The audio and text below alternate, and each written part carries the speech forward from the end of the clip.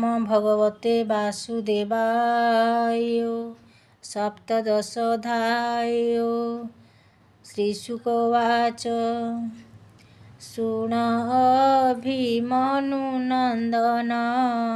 केमन्ते जन्मिले वामन जे हरि पयोव्रत फले जन्मिले अवनि मण्डले तार चरित शुण एबे जेमन्ते बलिर प्रस्तावे ब्रह्मार स्तुति शुणन्तो से हरि परम पुरुषे अमृत भाव जे शरीर हेले वामन अवतार गगने उदे दिवाकर वामन उदरु बाहार अदिति गर्भभूमि गते वामन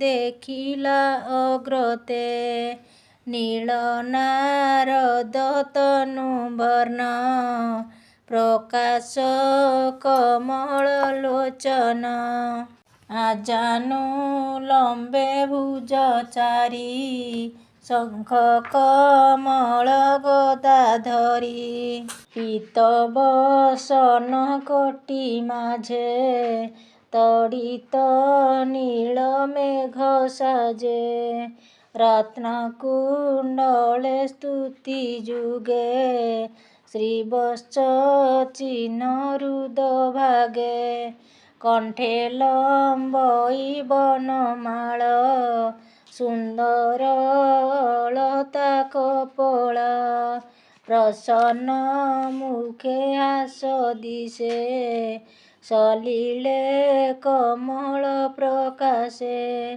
जलधि उचूले उलोळे कानने नाना पुष्पलोळे ऋतुबहै गुणवन्ते प्रसरे शरद वसन्ते सुगन्ध पवन आमोदे गगने मंगल शबदे भूमिरे विप्र वेदनादे अनल पूजन्ति सन्निधे ग्रह नक्षत्र शुभ बेले पर्वते रहिले निश्चले भाद्रव मास शुक्ल पक्ष द्वादशी श्रावण जेरक्ष मुहूर्त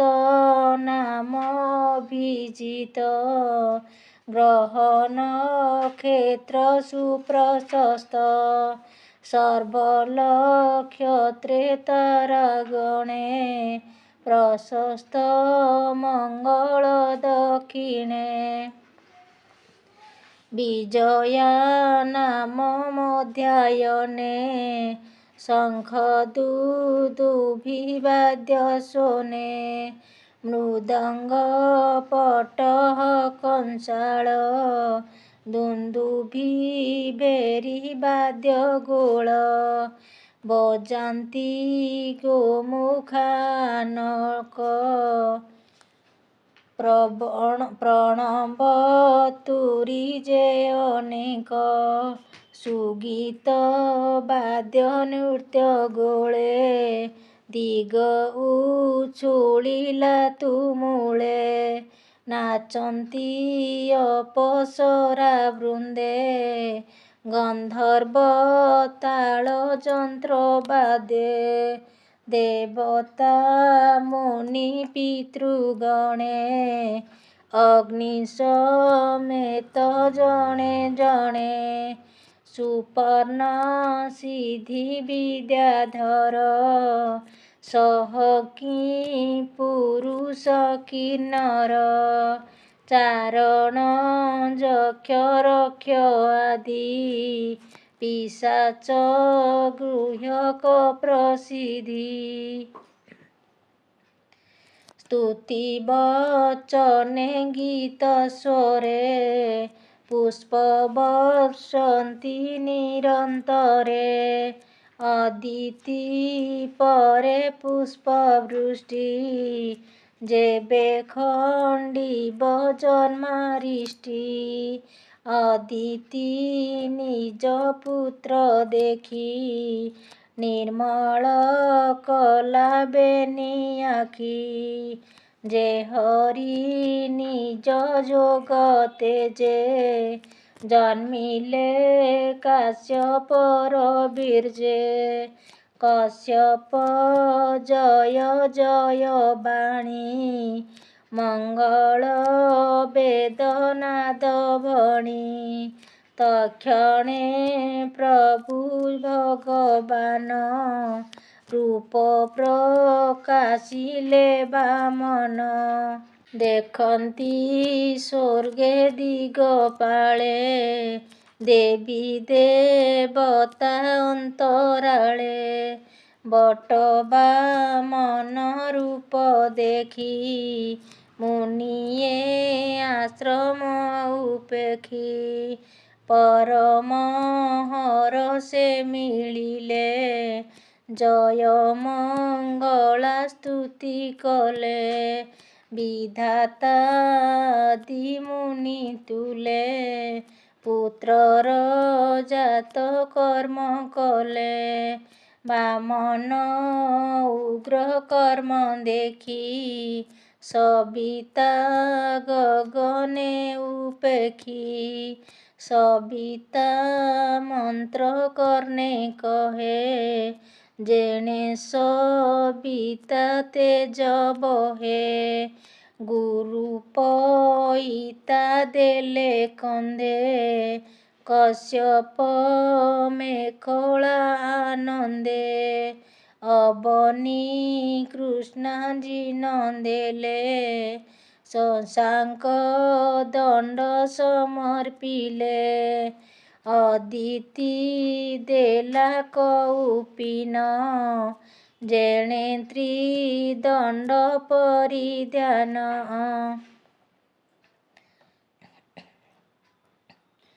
ମୁନିଏ ଦେଲେ କରେ ଦର୍ଭ ତେଜ ମଣ୍ଡଳ ଦେବଗର୍ଭ। ଶାରଦା ଦେଲେ ଅକ୍ଷମାଳା ଯେସନେ ବୁଦ୍ଧି ଅନର୍ଗଳା। ବରୁଣ ରାଜା ସୁଧଚିତେ ଭିକ୍ଷା ପାତ୍ରକୁ ଦେଲେ ହସ୍ତେ। ଅମ୍ବିକା ଦେଲେ ଭିକ୍ଷା ଆଣି ସଙ୍ଗତେ ଘେନି କମଳିନୀ। ଋଷିଏ ପଦ୍ମ ତେଜ ଦେଲେ ସ୍ତୁତି ବଚନେ ସ୍ତୁତି କଲେ। ନର୍ମଦା ନଦୀର ଉଭରେ ଭୃଙ୍ଗୁ କଚ୍ଛପେ ବିପ୍ରବରେ। କଶ୍ୟପ ହୋମ କରାଇଲେ ବିଧାତା ପୁରୁଷର ବୋଲେ। ଏମନ୍ତ ଧରି ଦିବ୍ୟମୂର୍ତ୍ତି ଏମନ୍ତ ଧରି ଦିବ୍ୟମୂର୍ତ୍ତି ଦେଲେ ଅନଳେ ପୂର୍ଣ୍ଣାହୁତି। ଋତିକେ କରି ନାନା ବିଧି ବଳିର ମତେ ଅଶ୍ୱମେଧି। କରାଇ ନିଜ ମନ୍ତ୍ର ବଳେ ଅମରେ ସ୍ଥାପିବ ନିଶ୍ଚଳେ। ସେ କଥା ଜାଣିଣ ବାମନ ପ୍ରତ୍ୟକ୍ଷେ କଲେ କଗମନ। ବଳି ଭୁବନେ ବିଷ୍ଣୁ ଜାନ୍ତେ ଭୂମି କମ୍ପଇ ପଦାଘାତେ। ବଳିକୁ ଯଜମାନ କରି ମିଳି ଭୃଙ୍ଗୁଙ୍କୁ ଆଗ କରି। ଯଜ୍ଞ କରନ୍ତି ମନ୍ତ୍ର ବଳେ ଯେମନ୍ତେ ଅମର ମଣ୍ଡଳେ ବଳି ବସିଲା ଦୃଢ଼ ଚିତେ ନିୟତେ ଜନ୍ମ ପରିଜନ୍ତେ ଏମନ୍ତେ ବଳି ଯଜ୍ଞ ବାଟେ ବାମନ ମିଳିଲେ କପଟେ ତପନ ଦେଖି ତାରାପନ୍ତି ଯେସନେ ହୁଅନ୍ତି ହତ ଜ୍ୟୋତି ଭାର୍ଗବ ଆଦି ପୁରୋହିତେ ସଦସ୍ୟ ଯଜମାନ ଯେତେ ବାମନ ତେଜେ ଅସ୍ତ ଗଲେ ତମଞ୍ଜେ ସନେ ପ୍ରାତଃ କାଳେ ନ କରି ପାରି ଅନୁମାନ ସର୍ବେ ହୋଇଲେ ହତ ଜ୍ଞାନ ରବିଶ